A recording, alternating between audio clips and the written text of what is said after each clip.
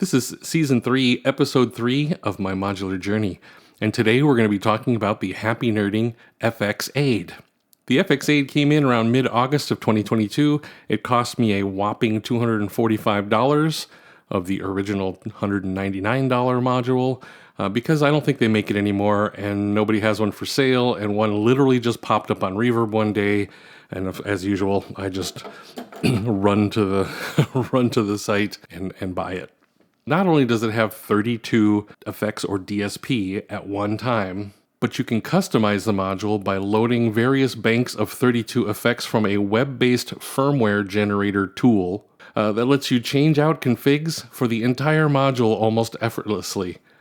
The list of available effects to fill those 32 slots is pretty impressive too. I'll put a link below to the FXAid app, and you can go fiddle with that. Even if you don't have an FXAid, go play with it. It's pretty cool. Why I chose the FXAid is, as I keep saying, I needed a new reverb module to replace the exploded 2 HP Verb. I kept seeing FXAid out there in videos, but none of them were for sale. I looked a little deeper into the videos, and there was a couple of demonstrations that actually showed some of the power of this thing. I got a better idea of what it can do, and went out and tried to find one, and there wasn't any.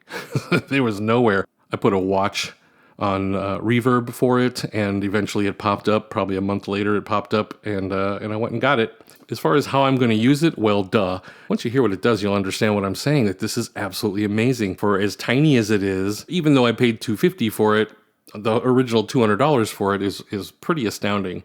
So far, my favorite go-to module in here is the delay into dual shimmer combo. It's a 2-in-1 effects bank. I think I love this thing. This episode, I'm going to do something a little bit different. I'm going to actually take you over to the Mac over there across the room, and we're going to go look at the FXAid app.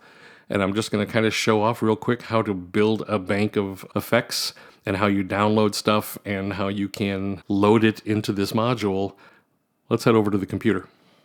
Here we are on happynerding.com. We're looking at the FXAid module. And I guess there's a couple of different versions. There's an FXAid, which is a small one like I have, silver and black. And then there's something called an XL. So it's a little bit bigger. I think there's one more version. I'm not sure. But either way, they run with 32 unique audio effects, as you see here. There's wet and dry, and sometimes the algorithm will take a CV input, so that's kind of cool. I'm not going to read all this. I wanted to get to this FXAid app. And this is also in the description below. Here's the FXAid editor. When you're loading your stuff, you click the little load button, and now this is the select. Bear with me while I scroll down here. This is the list of effects that you have that you can possibly load 32 at a time into your FXAid. This is the thing I'm talking about. How the hell did I miss this? I'm still scrolling, by the way. So now if I come back up to the top, what you'll see at the top here are some filters. So if you want to see just shapers, here's the different things that are shapers. And it tells you right here, attack decay VCA with level control, and so forth. Shifters, you want to look at bit shifters, frequency shifters, pitch shifters. You have these options here, and each one, again, each panel tells you what it is. You can favorite it if you want to come back to it. Or like some of my favorites, of course, is the reverb section. So here's a black hole reverb, Eventide's black hole, mono in, stereo out, and here's the 3 parameters, the 3 knobs that do something. And if we pop over to the delay section here, we got the same thing. We have delay with comb, crushed, and this is all software controlled. So it's pretty amazing the type of things you go, look, here's a magneto. I don't have to buy a magneto now. My favorite go-to, where's that at? Delay into chorus, so that's cool. That's a double effect. That first it puts a delay on it, and then it sends it into a chorus. Oh, here it is. Delay into dual shimmer. Dual shimmer, not just one shimmer, but 2. So this would be the one this would be in my first slot, because that's my favorite thing to try. What else did I like? I said I liked black hole, so we'll pull that in. So basically what I'm doing right now is I'm just kind of building my bank to whatever I want. If I want some modulation, maybe I want a 4x chorus. Maybe I want a chorus into reverb. That's kind of neat. And so forth. So once you get your bank built the way you want, all the way down to 32, you can come over here and you can save it. And when you save it, you give it a name, You call it bank JSON, drop it wherever you want, and there it goes. So then if I clear this and then I come back to that bank and I open it up, bank JSON, open it up, and there it is. Oh yeah, see FXAid Pro, so that's the third one. So now that you have this set up the way you want, you click this button here, which generates a firmware file in the background, which is a WAV file, and then you just download it. And then you play that WAV file into the module just like you would any other firmware update for other things. I just did a video showing how to play a WAV file into plates to update that firmware. So if you click download here, you'll see a menu that says FXAid editor for Windows or Mac OS. Apparently, I could pull down an editor that runs on the Mac OS, so I don't have to use the web editor, but I don't mind using the web editor. And that's all there really is to this editor here. I don't know if there's any other features. I don't think there are, but that's it. Now we wander back over to the rack and we start listening to some noises. So we're back. We're back to the rack. Before I nail this in, there's one more little thing I want to show here. Oh, I want to talk about the panel, don't I? So you'll notice these numbers now that you've seen the FXAid app over there. You'll see there's these numbers 1, 2, 3, and wet dry. That's a D. Can you see that? That's a D and a W, so that's wet and dry here. So this is a wet and dry mix, and these are the 3 parameters. Here are the buttons that you would push left and right to increment or decrement through the banks. There's a CV in here for modulating stuff. Here's a wet and dry, or dry and wet CV source as well. Like you could probably put an LFO or something in there to just keep swaying the effects in and out. And then, of course, you have your stereo in and stereo out. So that's what the module looks like. It's a little deep, but narrow. So that's kind of nice. One more thing that's troubling always for me is when the manufacturers don't actually mark the -12 on their boards. And that's the case in this, unless I'm completely missing it. I don't see anywhere here that it says what -12 is. But I just happened to figure it out through trial and error. When it worked, it worked. And it's on the left side. So I'm going to put the red on the left side here and mount that up. All right, I'm going to get this in the rack while you go do the dishes like your mother told you.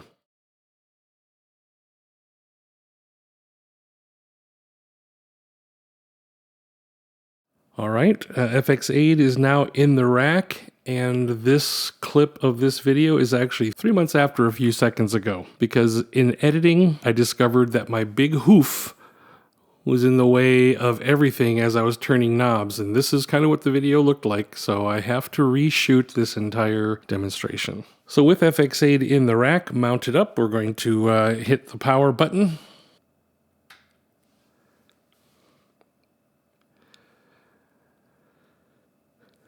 The first thing I want to kind of go over is something I did not actually do months ago, and that was how do you load those custom banks into FXAid? It wound up being pretty simple, so I'm actually going to show that off right now. I tried doing the same trick that I did with loading Plates firmware using Bitbox as an audio playback device, but for some reason, Bitbox causes error on FXAid. It just never goes into sync mode. It just blinks its error messages, so I'm not sure what's up with that. But I did move over to the iPad, which, of course, is always a good fallback, right? To use your mobile devices to load your firmwares. I'm going to take this mono cable out of the iPad. And I'll take the other end, and I'm going to stick it into CV of FXAid. And now we hold these 2 buttons down simultaneously for about 10 seconds until you see blinking happening under your fingers,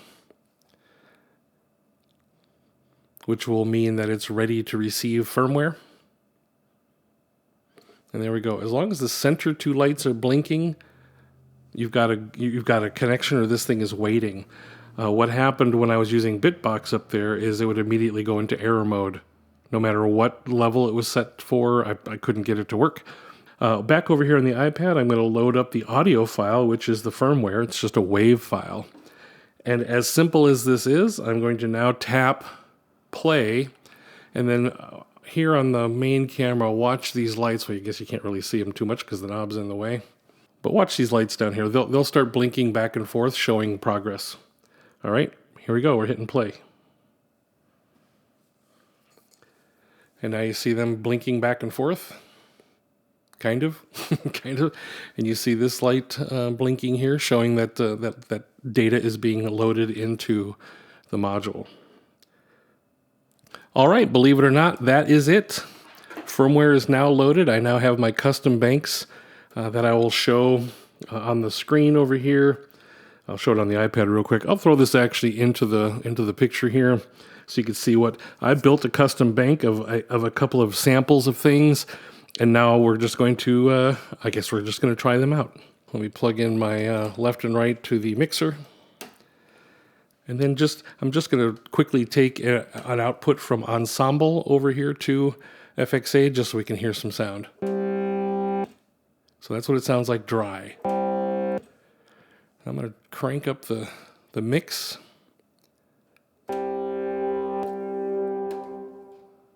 So according to my document, this is my Reverb black hole. The top knob is for decay. The second knob is for gravity, and the third knob is for tone. So let's just hear what that sounds like with a medium mix. As I plug this in, we turn up the decay to about 50%.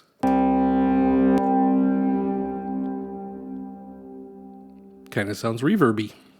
How about the gravity? What does gravity do?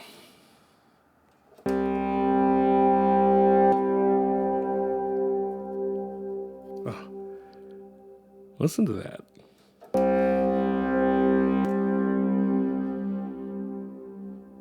That sounds wonderful. And then let's plug it in and let's play with the tone.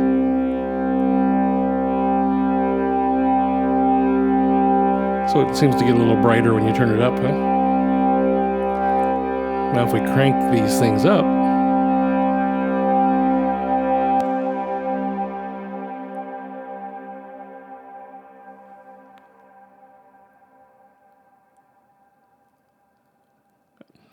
that sounds amazing.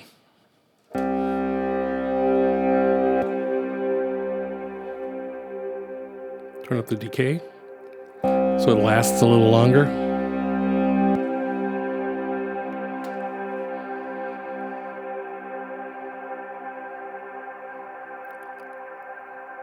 Check out that hang time.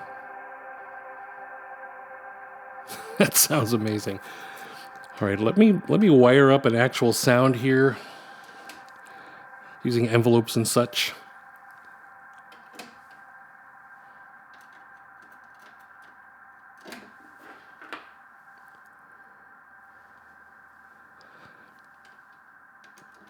So I'm going to take a Euclidean pattern out of, listen to it, it's still hanging. This is amazing. I'm going to take pitches out of Pamela's Pro Workout up there, Euclidean, along with a little gate sequence that's going to trigger this envelope, which is going to trigger this VCA up here. And then we're going to come out of the VCA directly down into that. Let me see if I can get these wires to stay out of the way of what we're showing off here. Because we're not showing off Ensemble. All right, get those the hell out of my way. All right, so now I just have this little AD envelope going on here. Let me fire off the sequence.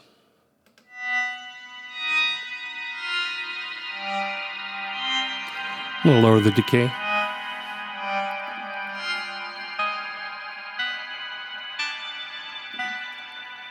Take out the wet. So this is dry. Kind of what this sounds like.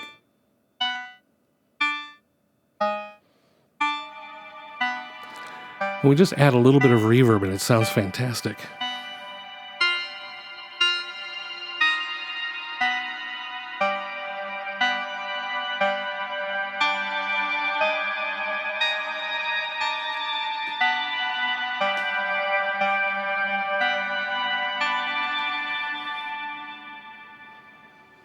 So that's one of the programs I loaded. Let me load the second one, which is my actual favorite reverb. It's a Shimmer. So to do that, I just press the right button once, and it goes into bank 1, patch 2. Now this one is the same. We have a decay amount here as far as how long the, I guess you can call it like feedback. And then this knob represents how many octaves up, and then turn it to the right, how many octaves up, how many octaves down, turning it to the left. And then of course another tone knob. We'll just crank the tone up. So this is Shimmer without the shimmer.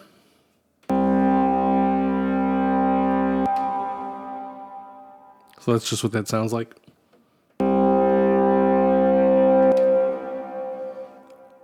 We turn up that decay a little.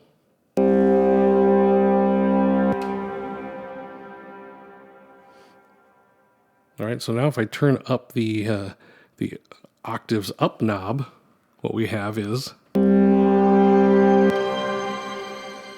this beautiful shimmer sweep going up. Now if we do the same thing down the other way,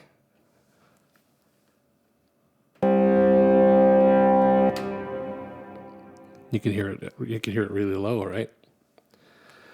Let me kick on my sequence.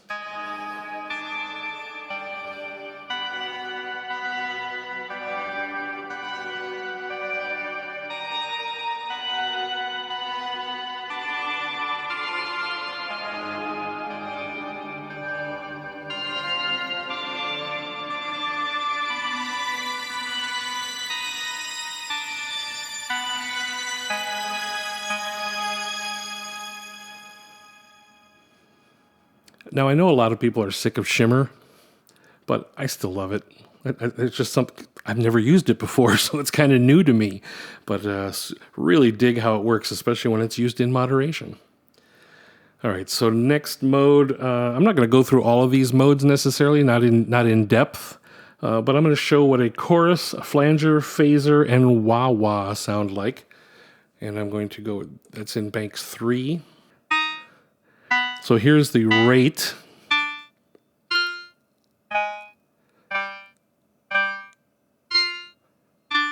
And then there's a range.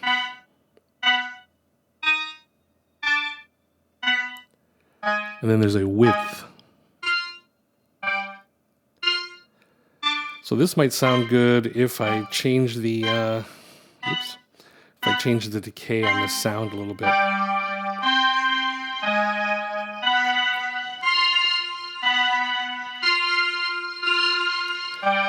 So you can see the rate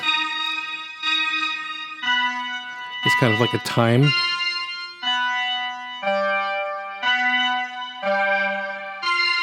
And, by the way, let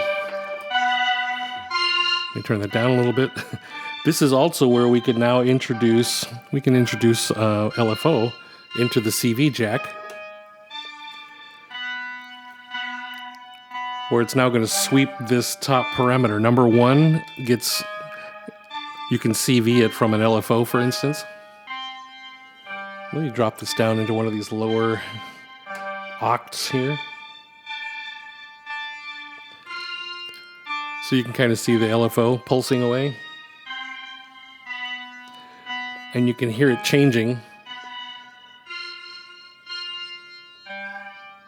You can hear it changing the amount of chorus.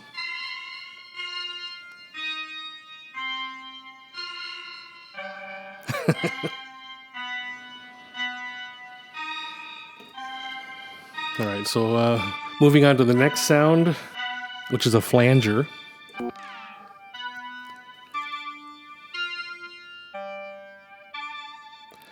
So again, you have some rate up here, which is CVable. Let's plug the CV back in. So now our LFO is sweeping up and down the dial, so it's changing the rate from slowest to fastest. And you can, of course, attenuate your LFO and get it a little bit more tight if you want. But I really like the way these things sound.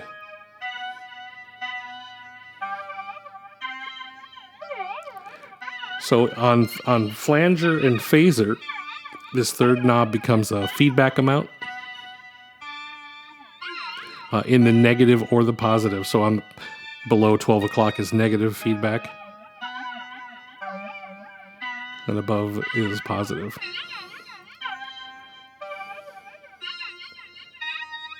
And so you can attenuate the range right here with the range knob.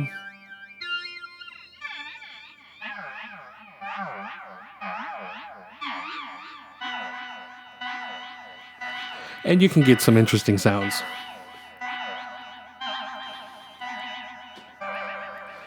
All right, moving on to the phaser.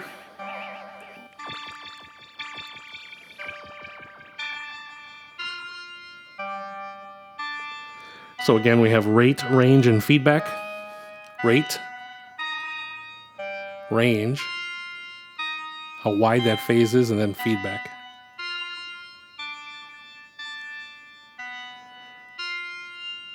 So if you wanted a nice, slow, sweeping phaser, turn the rate down,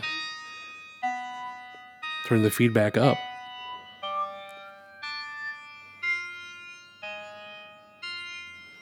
Now sending this out to a reverb or a delay or something would sound really great. There's also ways to get multiple effects on these. There's certain programs you can load that will give you like a phaser into a delay or into a reverb. So you just got to look for those, look for the ones you like, and load them up. And then last but not least is my little wah-wah. And then now this time the third knob is called resonance.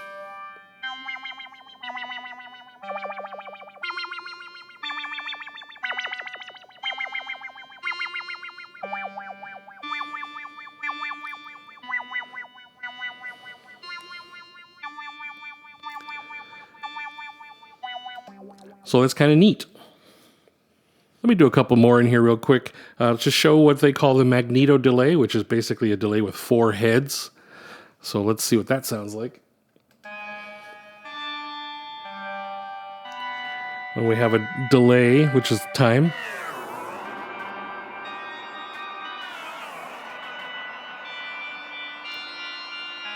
And then a feedback knob. How many tails? Real short. And then the third knob in this case is a chorus effect.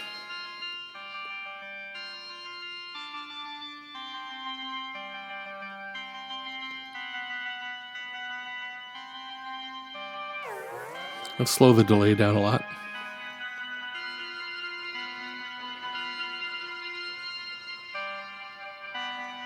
So now you have this beautiful tone into a delay, which then goes into a chorus.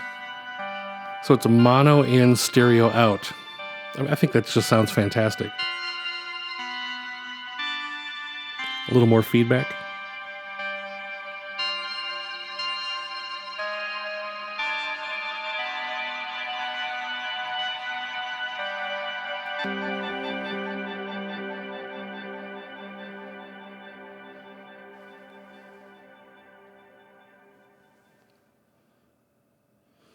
And then, of course, I have your typical average everyday ping-pong delay.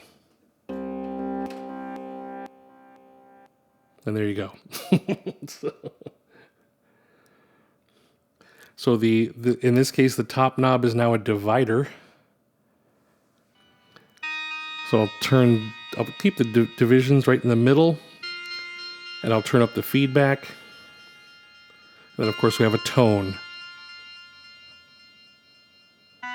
So that's like filtered a little bit. Highs are gone.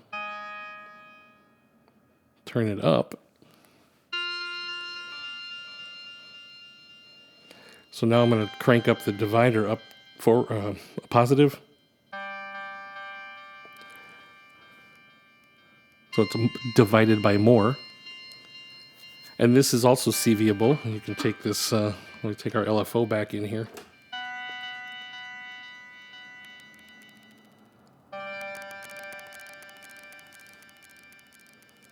Keep an eye on this LED right here. Shows you the LFO positive and negative sweep, and you can hear it changing.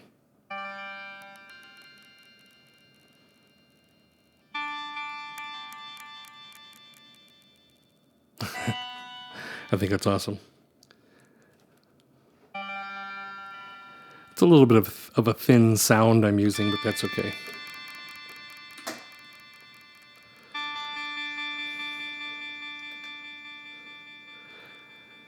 So the next bank of things, once you reach the 8th position here and you press the right button again, it switches to the second bank and starts at 1 again.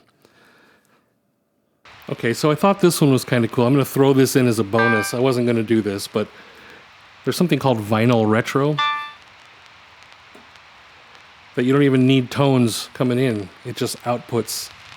How much wear do you want to have on your record?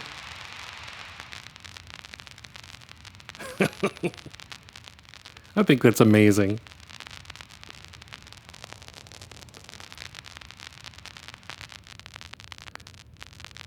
So you can remove the noise and have just this vinyl scratch. That's a very scratchy record. Turn it down and have less scratch. You want a little hiss in your sound?